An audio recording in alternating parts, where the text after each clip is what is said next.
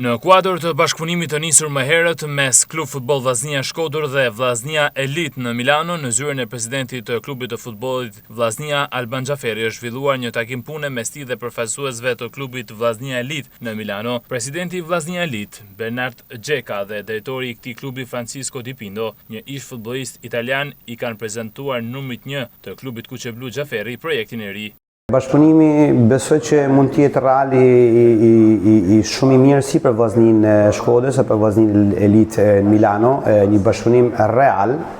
që mund të jetë në vazhdimsi për një projekt shumë të rëndësishëm në momentin që ne arrijmë në një nivel profesionist në Itali. Dhe me thanë që për të rritë Shkodran, për pjesën e U18, U19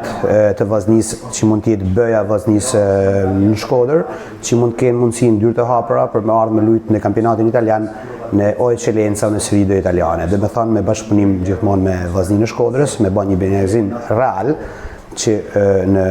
Itali ekziston një Vllaznia Elite që është pjesë e Vllaznisë Shkodrës. Punë të jetë bashkëpunim, tash Vllaznia normalisht këtë vit i ka zgjallë komplete domethënë për vitin 2026-2027. Ne për vitin tjetër bashkë me Albanin po bëjmë një bashkëpunim që të jetë një brand italian domethënë i rëndësishëm,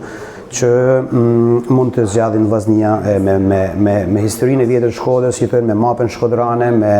matë vjetër që i ka ekzistuar 600 vjet përpara.